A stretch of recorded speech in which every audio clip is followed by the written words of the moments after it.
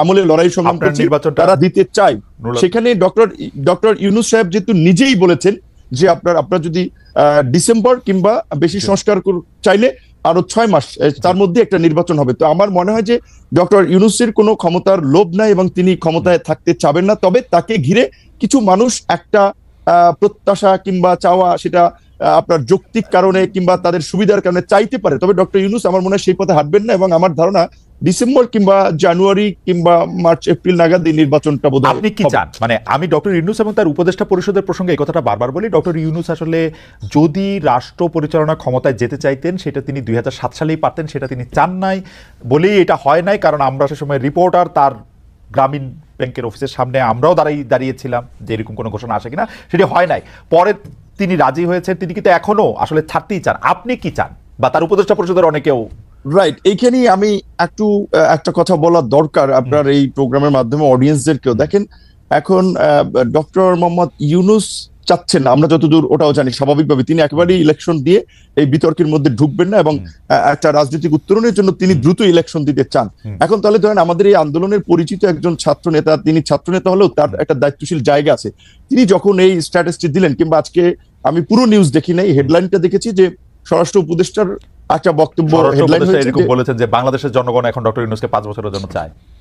Right. তো এখন এইটা আপনার আমি বলাটা এক ধরনের, আরেকজন বলাটা এক ধরনের, সরকারের একজন উপদেষ্টা বলা কিন্তু অন্য মিন করে। তো তারা এই যে কিছু লোক যে ডক্টর ইউনূসের ঘাড়ে আবার বন্দুক রেখে নিজেদের ফায়দার জন্য একটা রাজনৈতিক, আমি মনে করি আরেকটা জটিলতা তৈরি করার চেষ্টা করছে, কিংবা দেশের মধ্যে আরেকটা অস্থিরতা তৈরির চেষ্টা করছে। কারণ স্বাভাবিকভাবে আমরা যারা গণতন্ত্র, ভোট এবং নির্বাচনের জন্য শেখ হাসিনার এই ফ্যাসিবাদের বিরুদ্ধে 16 বছর লড়াই করেছি, তারা তো যত দ্রুত সম্ভব একটা গণতান্ত্রিক ব্যবস্থার পুনঃপ্রবর্তন চাই। এটাও তো রাষ্ট্রের সংস্কারের একটা অংশ। সেই ক্ষেত্রে ইউনূস স্যার যেখানে বলেছেন ডিসেম্বরের মধ্যে কিংবা প্লাস মাইনাস 6 মাস, সেক্ষেত্রে আমি মনে করি এখন যেহেতু আমাদের সংস্কার কমিশনের, জাতীয় ঐক্যমত্য যে কমিশন, তারা ইতিমধ্যেই সংস্কার নিয়ে রাজনৈতিক দলগুলোর সাথে সমঝোতার সংলাপ শুরু করেছে। সেই ক্ষেত্রে সরকার যদি চায় তাহলে ডিসেম্বরের মধ্যে নির্বাচন হতে পারে, সেটা কিন্তু অস্বাভাবিক না। আর নির্বাচনটা যত তাড়াতাড়ি হবে সেটা দেশের জন্য মঙ্গল হবে। নির্বাচনবিহীন দেশের গণতন্ত্র, স্বাধীনতা, সার্বভৌমত্ব নিরাপদ নয়। আমরা মনে করি যেটা নির্বাচন যত তাড়াতাড়ি হবে তত দেশের জন্য মঙ্গল হবে। সাকিব ভাই, আপনার সাথে তো মানে নূরের সাথে আরেকটা প্রশ্নের ব্যাপারে একটু কথা বলে আপনার কাছে আসছি,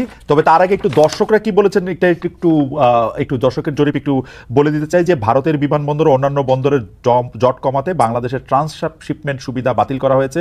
প্রিয় দর্শক, দিল্লির এই দাবি সঠিক বলে মনে করেন কিনা? শতকরা 14% দর্শক মনে করছেন এটি সঠিক দাবি, 86% মনে করছেন যে এই দাবি সঠিক নয়।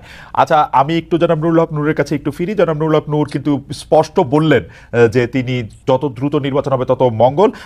কিন্তু সাকিব ভাই এত স্পষ্ট করে এত স্পষ্ট করে বলেছেন কিনা কিছুটা, নূর আপনি জানেন সাকিব ভাইয়ের কথা কিছুটা মাথার উপর দিয়ে গিয়েছে আমাদের, যে এটা আসলে ঠিক উনি কি চেয়েছেন উনি নিশ্চয়ই পরবর্তী সময়ে বা যখন সময় আসবে তখন তিনি এটি আরো একটু পরিষ্কার করে আমাদের জন্য বলবেন। কিন্তু আপনার ব্যাপারে জনাব নূর, দর্শকরা মন্তব্য করছেন যে আপনি এখন সকালে একরকম বক্তব্য দেন তো বিকালে বিপরীত বক্তব্য দেন, এই নিয়ে কি বলবেন? গত কয়েক মাসে আপনাকে সোশ্যাল মিডিয়ায় যে এই আলোচনা আছে এটি আপনি লক্ষ্য করছেন কিনা? আমি উদাহরণ দেই কোন কোন বিষয় বলা হয়েছে। আপনি কখনো অন্তর্বর্তী সরকারের প্রশংসা করেন, কখনো সমালোচনা করেন, কখনো বিএনপিকে জোটবন্ধু বলেন, কখনো তাদের চাঁদাবাজি সমালোচনা করেন, কখনো নাহিদদের প্রশংসায় ভাসান, আবার কখনো ওদের সরাসরিভাবে সরকারি পথ ছাড়তে বলেন, বিভিন্ন অন্যায় অত্যাচারের কথা মনে করিয়ে দেন। আমি মনে করি এর সবই ঠিক আছে। আপনি কি মনে করেন যে আপনি কি আসলে সকালে এক কথা বলছেন, বিকালে এক কথা বলছেন? এইটার ইন্টারপ্রিটেশন কি এরকম হইতে পারে যে আপনি কারো না কারোর সাথে কোনো না কোনো নেগোসিয়েশনের মধ্যে আছেন? জনাব নুরুল হক নূর। রাইট, এইখানে একটা কথা পরিষ্কার যে দেখেন, আমি কিংবা আমাদের দল গণ অধিকার পরিষদ, আমরা রাজনীতিতে কিভাবে এসেছি এটা আপনি সহ ইনক্লুডিং পুরো দর্শক জানে।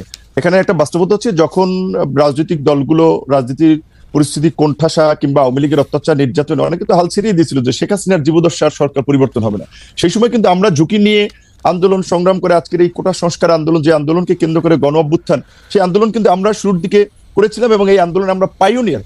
আমরা কোনো সুযোগ সুবিধা কিংবা প্রলোভনে এই পর্যন্ত পড়েছি বা বিক্রি হয়েছি এটা কেউ বলতে পারবে না। এখন একটা বিষয় হচ্ছে কি, ধরেন এই শেখ হাসিনা এই পরিস্থিতির পূর্বে স্বাভাবিকভাবেই বিএনপি, জামাত থেকে শুরু করে অপোজিশন সবাই আমাদেরকে ফাইন্যান্স করেছে, সাপোর্ট দিয়েছে, সহযোগিতা করেছে। কারণ একটা রাজনৈতিক স্বার্থের জায়গাও যদি বলেন কিংবা বাস্তবতা বলেন, সেই জায়গা থেকে যে এখন ছাত্র একটা আন্দোলন গড়ে তুলতে পারে ডাকসু থেকে বা ডাকসুর নেতৃবৃন্দ, ছাত্র নেতৃবৃন্দ, সেই জায়গা থেকে আমরা সমর্থন পেয়েছি।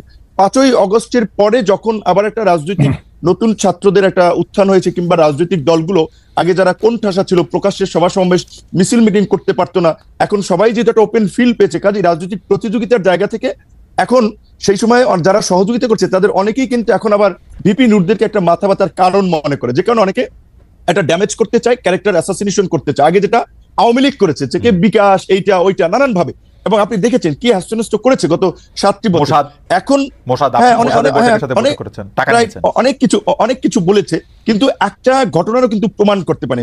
এখন আমি পরিষ্কারভাবেই যেটা বলি, শুরুর দিকে আমি বলেছিলাম, সেটা আপনার শুধুমাত্র কোনো পাবলিক আলোচনা নেই, একেবারে জাতীয় ঐক্যমত্যের কমিশনের সাকিব ভাই তো সাক্ষী, সাকিব ভাই তো ছিল যখন সর্বশেষও যে জাতীয় সংলাপ হয়েছে, যেখানে সমস্ত রাজনৈতিক দলের নেতৃবৃন্দ ছিলেন, জাতীয় ঐক্যমত্য কমিশনের সদস্যরা ছিলেন, তাদের পরিচিতি পর্বে সেখানে আমি বলেছিলাম যে আমরা মনে করি যে বর্তমান যে অন্তর্বর্তীকালীন সরকার, এইখানে উপদেষ্টাদের সক্ষমতার ঘাটতি আছে, দক্ষতা অভিজ্ঞতার ঘাটতি আছে। যেখানে একজন উপদেষ্টা নাই, একটা মিনিস্ট্রি চালানের অভিজ্ঞতা তারে